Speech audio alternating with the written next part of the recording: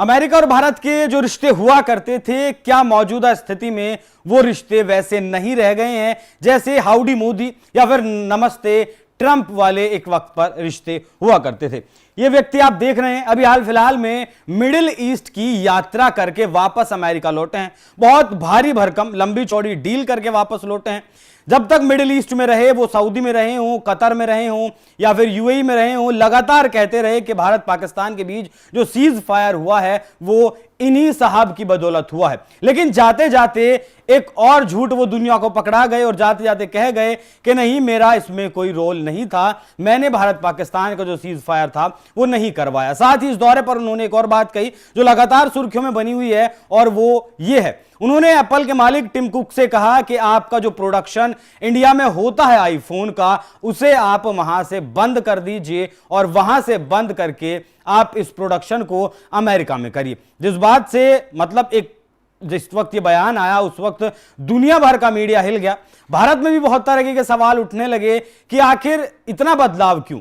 जो कभी हाउडी मोदी हुआ करता था, नमस्ते ट्रंप हुआ करता था, वो अब अचानक से इतना क्यों बदल गए कि एप्पल का जो प्रोडक्शन होता है, जो असेंबलिंग भारत में होती है, उसे ही उस कारखाने को उठाकर अमेरिका में शिफ्ट करने की बात वो करने लगे। तो आज बात करेंगे कि क्या ऐसा हो सकता है, क्या एप्पल की जो मैन्युफैक्चरिंग इंडिया में हो रही है वो अमेरिका में जा सकती है। जा तो सकती है, लेकिन जो नुकसान होगा उसका वहन नहीं कर पाएंगे टिम कुक, उसका वहन नहीं कर पाएगा अमेरिका। एक आंकड़ों से समझिए, फिलहाल भी एक भारी मात्रा में जो मैन्युफैक्चरिंग होती है आईफोन की वो चाइना में ही होती है और कुछ अंश मात्र ही भारत में होता है। आप लगा लीजिए एग्जाम्पल के तौर पर कि 90% प्रोडक्शन आज भी चाइना में होता है और सिर्फ 10% प्रोडक्शन ही भारत में होता है। भारत में एप्पल के 3 स्टोर्स हैं, माफ कीजिए, हम जो है कह सकते हैं आप 3 सेंटर है जहां एप्पल की मैन्युफैक्चरिंग होती है और कुछ सेंटर्स हैं जहां असेंबलिंग होती है। उसके बाद ये फोन अमेरिका जाते हैं,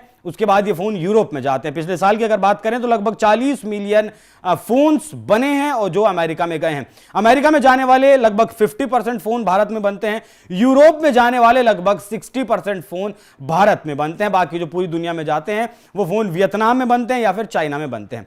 चाइना में अगर आप मोटा मोटी सा एक अंदाजा लगाकर चलें, एप्पल आईफोन 16 जो 256 GB का है, उसकी अगर कॉस्ट चाइना में $1000 आती है बनाने की, तो वो कॉस्ट भारत में $1250 आती है। मतलब चाइना से भारत में बनने तक के सफर में ही $250 ये कीमत बढ़ जाती है। टिम कुक इस कीमत को वहन कर सकते हैं, जो आम उपभोक्ता हैं, खरीदने वाले हैं, वो भी इसे वहन कर सकते हैं। लेकिन अगर ये फोन भारत की जगह अमेरिका में बनेगा तब इसकी कीमत $3000 हो जाएगी।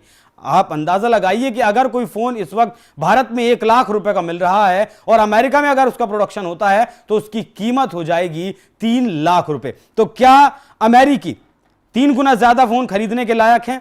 क्या वो खरीद पाएंगे 1 लाख रुपए के फोन को? क्या वो 3 लाख रुपए में खरीद पाएंगे? जो फोन $1250 का है, क्या उसे वो $3000 में खरीद पाएंगे? सबसे बड़ी वजह तो यही है।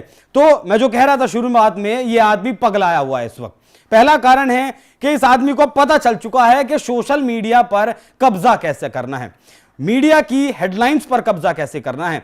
जब प्रधानमंत्री नरेंद्र मोदी फरवरी में अमेरिका गए थे तब भी इस आदमी ने मतलब नैतिकता नहीं दिखाई थी। इस आदमी का चरित्र आप तभी देख लीजिए कि जब प्रधानमंत्री जा रहे थे अमेरिका, उसी दौरे पर, उसी यात्रा के दौरान इस आदमी ने प्रधानमंत्री मोदी को कह दिया था, मतलब भारत को कह दिया था कि भारत टैरिफ किंग है, भारत सबसे ज्यादा टैक्स लगाता है। लेकिन सच्चाई ये नहीं है, भारत से भी ज्यादा और देश हैं जो अमेरिका पर टैक्स लगाते हैं। तो मोदी को टैरिफ किंग कह देना, मतलब इसीलिए ये आदमी को नहीं पता है, बौखलाया हुआ है। एक रिपोर्ट में देख रहा था, पता नहीं कितनी सच है कितनी झूठ है, कि अब तक ये आदमी 30,000 से ज्यादा झूठ बोल चुका है जिनका पर्दाफाश अब तक हो चुका है। अब ये मैंने बताया कि अगर टिम कुक लगाते हैं एप्पल का जो कारखाना है वो अमेरिका लेकर जाते हैं, तो उसका भी एक मोटा मोटी सा आंकड़ा समझ लीजिए। भारत में अगर 100%, भारत में जो 100% इनका व्यापार है, जो मैन्युफैक्चरिंग सेंटर है या फिर असेंबलिंग सेंटर है, उसका 10% भी अगर अमेरिका लेकर जाते हैं तो टिम कुक का एक्स्ट्रा बर्डन पड़ेगा $300 बिलियन। $300 बिलियन वहां लगाने पड़ेंगे। उसके बाद 5 साल लगेंगे, कम से बहुत युद्ध स्तर पर अगर काम करेंगे तो 5 साल लगेंगे सप्लाई चेन को बनाने में। सप्लाई चेन वो भारत में भी अब तक नहीं बन पाई है। चाइना में सप्लाई चेन को बनने में 10 साल का वक्त लगा था, भारत में भी 5 साल लगे थे इस सप्लाई चेन को बनने में। तो आप ये तो भूल जाइए कि जो डोनाल्ड ट्रंप ने कहा है कि टिम कुक से कि अमेरिका में कारखाना लगाइए, अमेरिका में मैन्युफैक्चरिंग करिए, तो अमेरिका में फिलहाल मैन्युफैक्चरिंग नहीं हो सकती, और अगर होगी भी तो 5 साल कम से कम लगेंगे। 5 साल बाद वहां काम होना शुरू होगा। जिस तरीके से 40 मिलियन यूनिट भारत ने पिछले साल बनाई थी, लगभग 4 करोड़ फोन, और अगर फिलहाल मौजूदा वक्त में तुरंत बंद कर देते हैं टिम कुक, तो मतलब 4 करोड़ एक्स्ट्रा फोन्स कहां से लेकर आएंगे?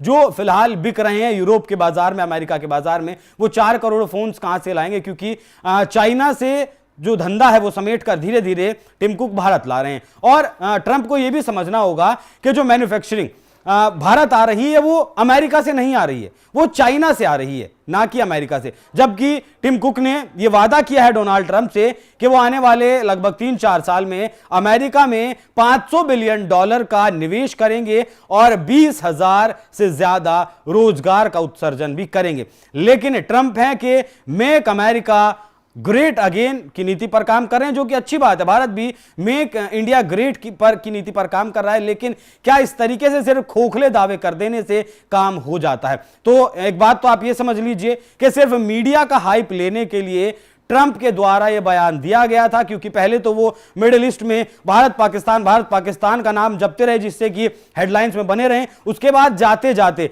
एक और सी गुफा छोड़ गए कि टिम कुक आप आइए, अपना जो प्रोडक्शन है उसे अमेरिका में लगाइए। 80% फोन चाइना में बनते हैं आज भी आईफोन, बाकी जो कुछ प्रोडक्शन है वो भारत में धीरे धीरे आ रहा है। भारत में $22 बिलियन के पिछले साल भारत में जो फोन बने या फिर असेंबलिंग की गई, उनकी कीमत $22 बिलियन के फोन भारत ने बेचे हैं, और लगभग 2025 में अब तक 1.75 लाख करोड़ के आईफोन अब तक बनाए जा चुके हैं, जो पिछले साल 1.2 लाख करोड़ थे। मैन्युफैक्चरिंग सेंटर 3 है भारत में, और बाकी 2 को और लगाने की बात चल रही है। अब यहां एक दूसरा कारण भी आप समझ लीजिए कि ट्रंप इतने बौखलाए हुए क्यों हैं। ट्रंप इस तरीके से भारत के खिलाफ लगातार फैसले क्यों ले रहे हैं? पहले अगर भारत पाकिस्तान की लड़ाई की बात करें तो ट्रंप ने कहा कि भारत और पाकिस्तान के बीच का जो विवाद है कश्मीर का, वो 1000 साल से चल रहा है, हम दोनों देशों को ही नियंत्रित नहीं करेंगे। तो इसके भी 4 बड़े कारण हैं। पहला कारण है कि जिस तरीके से रूस और यूक्रेन का युद्ध हुआ, उस दौरान भारत का स्टैंड रहा रशिया के साथ खुलकर, वो मतलब रशिया के विरोध में नहीं आया। तेल लगातार खरीदता रहा भारत, और तेल खरीदने के साथ साथ ही रशिया के तेल को रिफाइन करके वो यूरोपियन कंट्रीज को बेचता भी रहा। तो पहला तो ये मान लीजिए। दूसरा, अब पाकिस्तान से एक मोह है।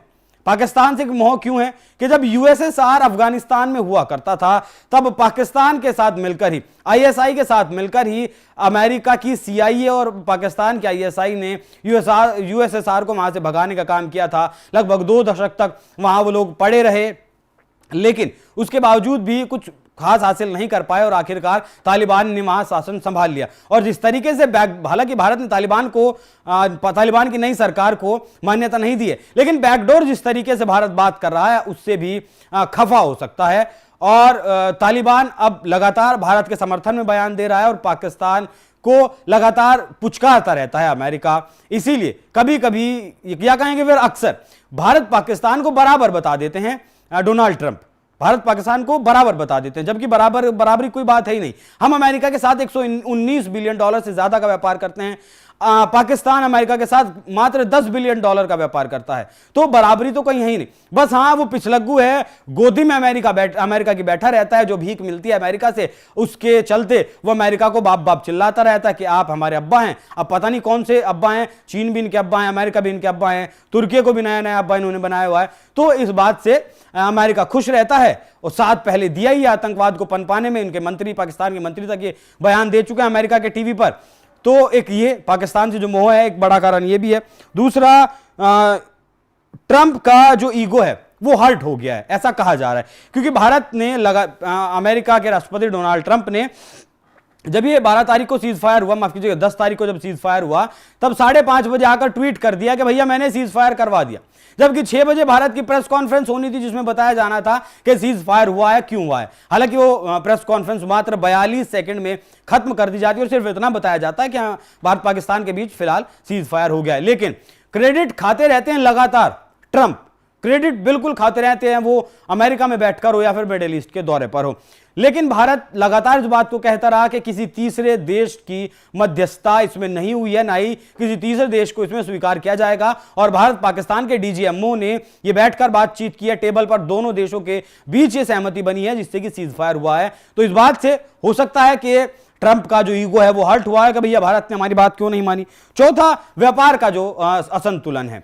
व्यापार का संतुलन मतलब ये लगा लीजिए कि जो ट्रेड डेफिसिट है दोनों देशों के बीच वो लगभग $30 बिलियन का फिलहाल बताया जाता है। मतलब $30 बिलियन भारत कमाता है, ज्यादा सामान अमेरिका में बेचता है। भारत का टैक्स भी कुछ ज्यादा है। अमेरिका के टैक्स की अगर औसतन बात करें तो वो लगभग 3.5% के आसपास रहता है। भारत का टैक्स जो है वो कई प्रोडक्ट्स पर, जो लग्जरी प्रोडक्ट्स थे उन पर लगभग 100% तक भी था। हालांकि पिछले दिनों घटाया गया था। अमेरिका ने भी अपना टैक्स जो था बढ़ाकर वो 26% कर दिया था, जिसके जवाब में अभी 2 दिन पहले भारत की तरफ से भी WTO को, वर्ल्ड ट्रेड ऑर्गेनाइजेशन को ये कहा गया कि अमेरिका से आने वाले 29 प्रोडक्ट्स पर हम भी लगभग टैरिफ जो लग रहा था, अगर टैरिफ 10 रुपए का लग रहा था उसे 20 रुपए करने जा रहे हैं, मतलब दुगना हम करने जा रहे हैं। और जो अमेरिका ने 26% तक टैरिफ किया था उसे भी अनैतिक बताया था, अनियमित बताया था, उसे भी कहा था कि यह टैरिफ सही नहीं है।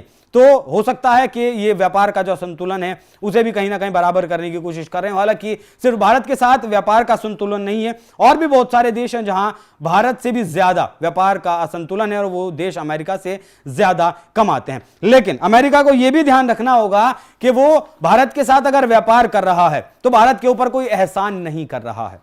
भारत को अगर वो हथियार बेच रहा है तो भारत के ऊपर कोई एहसान नहीं कर रहा है। भारत के आईटी का उसे जरूरत है, इसलिए वो भारत के लोगों को वीजा देता है, भारत के लोग वहां जाते हैं। भारत के सामानों की अमेरिका को जरूरत है, इसलिए अमेरिका में हम अपना सामान बेचते हैं। और अब लगता है कि एक वक्त जो था वो बीत गया और वो वक्त आ गया जब, याद करिए, अटल बिहारी वाजपेयी ने कहा था कारगिल युद्ध के दौरान, जब अमेरिकी राष्ट्रपति बिल क्लिंटन का फोन आया था अटल बिहारी वाजपेयी को कि पाकिस्तान परमाणु दागने के लिए तैयार बैठा है, तब अमेरिका की बात को दरकिनार करते हुए, अमेरिका की बात को धत्ता बताते हुए अटल बिहारी वाजपेयी ने कहा था कि हमारे पास जो परमाणु हैं हमने वो दिवाली पर चलाने के लिए नहीं रखे हैं। हालांकि हम पहले परमाणु का हमला नहीं करेंगे, ये हमारी पॉलिसी है। इस पर भी अटल बिहारी वाजपेयी ने कहा था कि अगर पाकिस्तान एक बार तो परमाणु बम चला देगा, हमारा एक शहर तबाह कर देगा या हो सकता है कुछ थोड़ा बहुत एरिया और ज्यादा तबाह कर दे, लेकिन पाकिस्तान अगली सुबह नहीं देखेगा। मतलब पाकिस्तान नक्शे से खत्म हो जाएगा। अब आइए 1971 पर, जब बांग्लादेश को अलग किया भारत ने तोड़कर पाकिस्तान से, तब इंदिरा गांधी सारे देशों में गई थी समर्थन लेने के लिए, लेकिन किसी भी देश ने समर्थन नहीं दिया था। अमेरिका तो अंधा था पाकिस्तान के प्यार में, अपने 2 युद्धपोत भेज दिए थे लड़ने के लिए भारत से, लेकिन ऐन वक्त पर हमारा साथ दिया था रशिया ने आकर अमेरिका को काउंटर किया था। तो अमेरिका भारत का कभी नहीं हो सकता और ना ही ये भारत के ऊपर कोई एहसान कर रहा है। तो प्रधानमंत्री नरेंद्र मोदी को और मौजूदा सरकार को भी फिलहाल अब सोचना होगा, क्योंकि जिस तरीके से हमने बाइडेन के काल में या फिर उससे पहले जब ट्रंप हुआ करते थे, जो हमारी विदेश नीति थी उसे कहीं ना कहीं बहुत गहरा आघात पहुंचाया है इस बार ट्रंप ने। हमारे प्रधानमंत्री मोदी की जो छवि थी कहीं ना कहीं उसे भी बहुत ज्यादा आघात पहुंचाया है। लेकिन अब मुझे ऐसा लगता है कि देश को अब क्लियर कट स्टैंड लेने की जरूरत है, अमेरिका के दबाव में बिल्कुल नहीं आने की जरूरत है। क्योंकि अगर जो सामान हम अमेरिका में अपना बेचते हैं वो सामान हम अमेरिका में नहीं बेचेंगे तो इसका मतलब ये तो नहीं है कि हमारा सामान बिकेगा नहीं, कहीं और बिकेगा, किसी और देश में जाएगा। ठीक वैसे ही जैसे चाइना और अमेरिका के बीच ये ट्रेड वॉर चला था, अमेरिका ने 145% टैक्स लगा दिया था अमेरिका के ऊपर, लेकिन महीने भर तक तो ये ड्रामा चला। लेकिन अब क्या हुआ? अब दोनों देश टेबल पर बैठे, क्योंकि सप्लाई चेन है चाइना एक, और चाइना के बिना काम नहीं चल सकता। $500 बिलियन का ट्रेड करते हैं दोनों देश। चाइना अकेला 350 बिलियन का सामान बेचता है अमेरिका में, अमेरिका चाइना में $150 बिलियन का सामान बेचता है। घुटनों पर आए डोनाल्ड ट्रंप और जो 145% का टैरिफ था उसे घटाकर 30% किया। चाइना ने भी जो रेसिप्रोकल टैक्स लगाया था 145% टैक्स के जवाब में 110% जो टैक्स लगाया था उसे घटाकर 10% किया। तो हमें भी स्टैंड लेने की जरूरत है और ट्रंप एक बार घुटनों पे आ चुके हैं, ट्रंप समझ चुके हैं कि कोई भी अब उनका जो ये किसी भी तरीके का जो काम है वो नहीं चल सकता। कैसे भी किसी देश को दबाने की अगर कोशिश करेंगे तो वो नहीं चलने वाला। अभी चोट लगी है चाइना वाली, तो शायद लगता है कि मौका बिल्कुल सही है। बाकी इस बात को तो भूल जाइए कि एप्पल का जो मैन्युफैक्चर है वो अमेरिका में जाएगा तो टिम कुक को बहुत मोटा नुकसान होगा। बताया आपको, अगर 10% भी मैन्युफैक्चरिंग अमेरिका में लेकर जाते हैं तो 300 बिलियन डॉलर का नुकसान उठाना पड़ेगा और सप्लाई चेन बनने में लगभग 5 साल का वक्त कम से कम लगेगा। बाकी ये विषय और ये इस पर जो चर्चा की गई वो आपको कैसी लगी कमेंट कर जरूर बताइएगा। नमस्कार।